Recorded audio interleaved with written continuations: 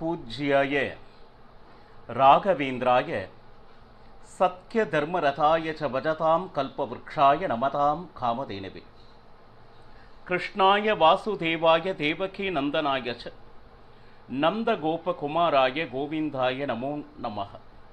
ஐந்தாவது வேதம் என்று போற்றப்படும் மகாபாரதம் பார்த்து வருகிறோம்.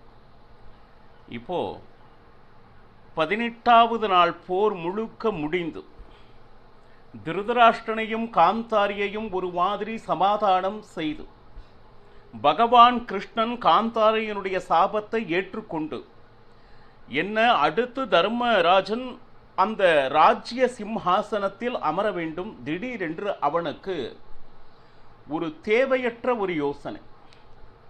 இத்தனை பேர் இறந்து அதன் மூலமாக கிடைக்க இருக்கின்ற இந்த ராஜ்யத்தை நாம் ஏற்பதா? நான் காட்டிற்கு சென்று தபம் இருக்கிறேன், நீங்கள் ராஜ்யத்தை நிர்வகியுங்கள் அப்படின்னு சொல்லிட்டு தர்மராஜன் ஆரம்பித்தார். இதில் யாருக்குமே உடன்பாடு இல்லை. ஏனென்றால் இவன் சொல்வதில் எந்த விதமான தர்மமும் இல்லை என்பதே உண்மை. அர்ஜுனன் அவனுடைய பங்கிற்கு இந்த உலகத்தில் தனம் என்பது எவ்வளவு முக்கியம் தெரியுமா? காட்டிற்கு சென்று நீ என்ன செய்ய போகிறாய்? இன்னும் சொல்ல போனா அத்தனை பேர் உன்னை நம்பி இருக்கின்றனர்.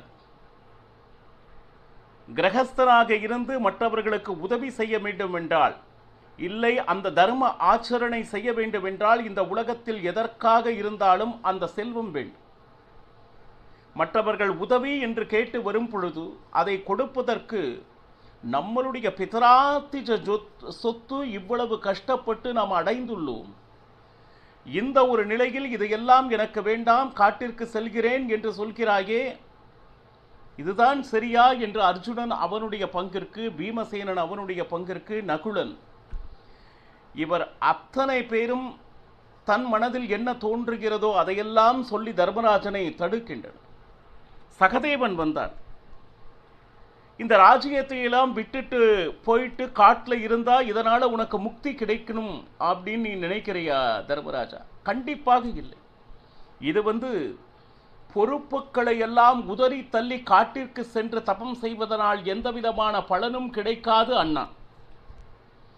இது ஏதோ மிகப்பெரிய தியாகம் செய்கிறேன் அப்படின்னு சொல்லிட்டு நீயாக மனதில் நினைத்து கொண்டிருக்கிறாய். ஆனால் எந்த விதத்திலும் பிரயோஜனம் இல்லாத தியாகம் இப்பொழுது நீ செய்து கொண்டிருப்பது. இதனால கிடைக்கக்கூடிய பலன் இந்த உலகத்தில் எதுவும் இல்லை என்பதே உண்மை. இன்னும் சொல்ல போனா நம்ம உடம்புல மனசுல ஏதாச்சும் ஒரு முடிவு என்று ஒன்று வந்துவிட்டால் அது என்னைக்குமே சாஸ்வதமாக இருக்கணும். நொடிக்கு ஒரு தடவை நம்மளுடைய சிந்தனையை மாற்றி பற்றி கொண்டிருப்பவன் நிச்சயமாக வெற்றி என்பதை பெறுவதில்லை. இத்தனை நாட்களாக இந்த ராஜ்யத்தை பெற வேண்டும், அதர்மிகளிடமிருந்து விடுவிக்க வேண்டும், தர்மத்தை ஸ்தாபனம் செய்ய வேண்டும், நம்மை நம்பியவர்களுக்கு உதவி புரிய வேண்டும் என்கின்ற எண்ணத்தை வைத்துக்கொண்டு யுத்தம் முடிந்து வெற்றியை நாம் அதை ருசித்து அனுபவிக்கக்கூடிய இந்த நேரத்தில் திடீரென்று இதெல்லாம் எனக்கு வேண்டாம் என்று சொல்வது புத்திசாலித்தனமான பேச்சா இது? இன்னும் சொல்ல போனா நீ சந்நியாசியாக போய் நீ அங்கு என்ன செய்ய போகிற? எந்த காரணத்திலும் உனக்கு நிம்மதி சுகம் என்பது கிடைக்கவே கிடைக்காது. ஏனென்றால் அங்கு போய் நீ இதை சிந்தித்துக் கொண்டிருக்கிறாய். இந்த உறுதியான முடிவு எடுக்க தெரியாதவர்கள் என்று நிம்மதியாக இருந்ததாக சரித்திரம் இல்லை. இக்கரைக்கு அக்கறை பச்சைன்னு சொல்ற மாதிரி இங்க இருந்தா அங்க இருந்திருக்கலாமோ, இல்லை அங்க இருந்தால் இங்க இருந்திருக்கலாமோ, மனம் அலைப்பாய்ந்து கொண்டு இருக்குமே தவிர அவர்கள் நிச்சயமாக நிம்மதியாக வாழ முடியாது. ஆனா வெளியே பார்த்தா இது எல்லாமே எனக்கு வேண்டாம் என்று விட்டு விடுவதாக நமக்கு தோன்றினாலும், ஆனால் உன் மனதிற்குள் எல்லாத்தையுமே வச்சுக்கிட்டு நான் சந்நியாசத்துக்கு போறேன் அப்படின்னு சொல்றது நிச்சயமாக சந்நியாசத்திற்கு அழகு இல்லை அண்ணா. இந்த மாதிரி எண்ணம் யாருக்கு வர வேண்டும் என்றால் சத்துருக்களுக்கு வர வேண்டும். நாம் தவறு செய்து விட்டோம், நிச்சயமாக இந்த நாட்டில் இருப்பதற்கு நமக்கு தகுதி இல்லை என்கின்ற எண்ணம் சத்துருக்களுக்கு வர வேண்டும். அது மட்டுமல்ல, இங்க பாருங்க, இது சத்திரியனாக பிறப்பவர்களுக்குன்னு பல கடமைகள் இருக்கின்றது அண்ணா, ஏன் இதை மறந்துவிட்டார்? நம்மை நம்பி அந்த சஜ்ஜனர்கள் காத்திருக்கிறார்கள். நல்ல விதமாக பாண்டவர்கள் தங்களுடைய ராஜ்யத்தை மீட்டெடுத்து இருக்கிறார்கள். இனி நாம் நிம்மதியாக வாழ்வோம் என்கின்ற நம்பிக்கையை மனதில் வைத்திருக்கிறார்கள். அத்தனை நல்லவர்களுடைய மனதினுடைய எதிர்பார்ப்புகளை எல்லாம் தூள் தூள் ஆக்கப் போகிறாயா நீ? இன்னும் சொல்ல போனா, அவர்களை காப்பது என்பது சத்திரிய குலத்தினுடைய தர்மம். அதே போல ஒரு ஆபத்து என்று வந்தால் எதிர்த்து நின்று அவர்களை கொல்வது அல்லது தண்டிப்பது என்பது நம்மளுடைய குணம்.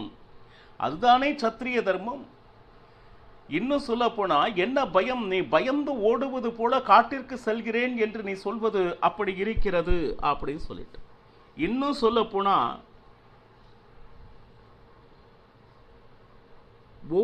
ஒவ்வொன்றும் பாருங்க, சுகமும் சரி துக்கமும் சரி இரண்டுமே அவரவர் மனதிற்கு உள் இருப்பது. இதில் பார்த்தீங்கன்னா, நாம் இருக்கும் இடத்தை சுகமாக வைத்துக் கொள்ள வேண்டும் என்பது வேறு எங்கும் இல்லை, நம் மனத்தில் இருக்கிறது. இப்போ ஏன் ராஜ்ய பரிபாலனத்திற்கு உன்னுடைய மனம் ஒப்பவில்லை அப்படின்னா, இவர்களெல்லாம் இறந்து விட்டார்களே என்று. இதற்கு காரணம் நீ இல்லை. இதோ நீ ஒருவனாக இருந்து இந்த 18 நாள் யுத்த ரணாங்கத்தில் அனைவரையும் நீ கொன்றதாக நினைத்து கொண்டிருக்கிறாய். இது அதர்மம் அழிய வேண்டும் என்பதற்காக இறைவனாக நடத்தப்பட்ட ஒரு அற்புதமான ஒரு யுத்தம். இதனுடைய உன் பங்கு என்ன? நீ இடமோ அனைவரையும் நீயாக கொன்று அதன் மேல் என்னுடைய ராஜ்ய சிம்மாசனத்தில் அமர்வதற்கு எனக்கு விருப்பம் இல்லை என்று செல்வதாக இருக்கிறது நீ செய்யும் செயல்கள்.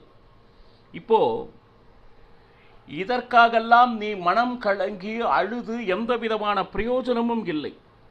சரி, இவர்களெல்லாம் இந்த யுத்தத்தில் சாகவில்லை, சாஸ்வதமாக இந்த உலகத்திலே இருந்து விட போகிறார்களா? என்றாவது ஒரு நாள் கண்டிப்பாக இவர்கள் அனைவரும் இல்லை, ஏன் நாமுமே சாகத்தானே வேண்டும். அதனால இதை பற்றிய யோசனையே உனக்கு வேண்டாம். ராஜனாகி இந்த ராஜ்யத்தை அடைந்த பின்னும் அதை அனுபவிக்காமல் நான் காட்டிற்கு செல்கிறேன் அப்படின்னு சொல்வது நிச்சயமாக, அதாவது ஒரு வீரன் செய்யக்கூடிய செயல் அது அல்ல.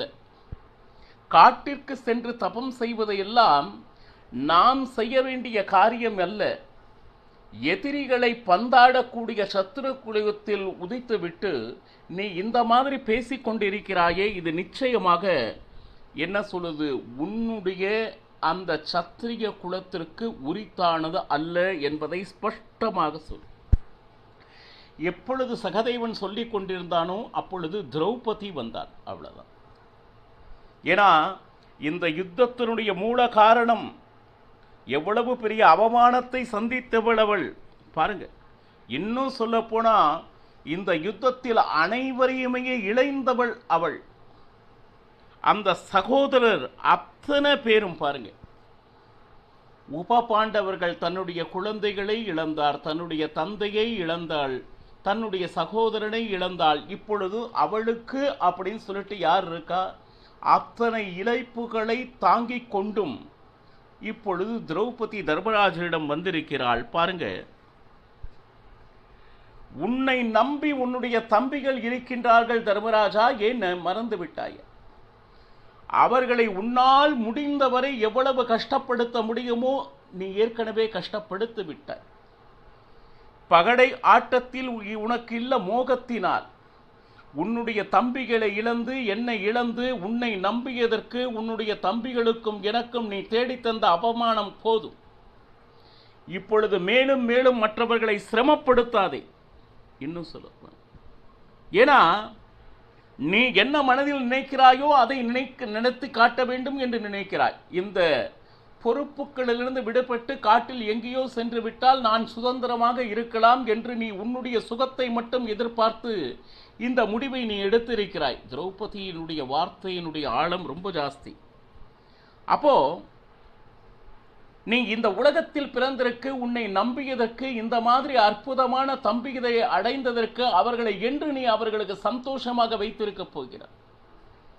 ஒரு வார்த்தை மறுவார்த்தை சொல்லாது உன்னுடைய பின்னால் 12 வருடம் முதல் 1 வருடம் அஞ்ஞான வாசம் உன் பின்னாயே வந்தார்களே, காரணம் உன்மேல் உள்ள கௌரவத்தினால். இப்பொழுது அத்தனை பேரும் அந்த கஷ்டங்களை மறந்து இந்த சுகமாக வாழ வேண்டிய ஒரு சூழ்நிலை வரும் பொழுது அந்த சுகத்தை கூட உன் உடன் பிறந்தவர்களுக்கு கொடுக்க நீ தயாராக இல்லை என்றால் நீ எடுக்கும் முடிவு எந்த விதத்தில் சரி? அப்பா, ஏன்னா உன்னுடைய துக்கத்தில் அத்தனை பேரும் கலந்து கொண்டோம். பகடையாட்டத்தில் இழந்த பொழுது அண்ணன் என்கின்ற மரியாதை வைத்துக்கொண்டு அதர்மிகளுக்கு அடிமையாக இருக்க நேர்ந்த பொழுது ஒரு வார்த்தை யாராவது தர்மராஜா உன்னை பற்றி உன்னுடைய தம்பிகள் பேசியிருப்பார்களா? இன்னும் சொல்ல போனா நன்றாக நினைத்துப்பார், அன்று தைத்த வனத்தில் அன்று நீ சொன்ன என்னன்னா, கொஞ்ச நாள் தான் இனி நம்மளுடைய கஷ்டமெல்லாம் தம்பிகளே. 12 வருட வனவாசம் 1 வருட அஞ்ஞான வாசம் முடிந்தால் கவலையே படாதீங்க, நாம் அனைவரும் இந்த ராஜ்யத்தை நிச்சயமாக பெற்றுவிடலாம். இதற்கு பிறகு நமக்கு எந்த விதமான கஷ்டமும் இல்லை. நம் ராஜ்யத்தை நாம் நிச்சயமாக பெற்று சுகமாக வாழலாம் என்கின்ற நம்பிக்கையை கொடுத்தவன் நீ. ஆனால் இன்று அந்த ராஜ்யத்தை பெற்ற பின் அதை அனுபவிக்க விடாது நீயும் காட்டிற்கு செல்கிறேன் என்று சொல்லிக் கொண்டிருக்கிறாயே, என்றுமே உன்னுடைய தம்பிகளுக்கு நீ சுகத்தை கொடுக்க போவதில்லை என்றுதான் நான் நம்புகிறேன். இன்னும் சொல்லப்போனால் ஒரு உண்மையான ஆண் மகன் எடுக்கக்கூடிய முடிவினை நீ எடுக்கவில்லை. இன்னும் சொல்லப்போனால் உன்னுடைய நடத்தை நகுவம்சகனாக இருக்கிறது.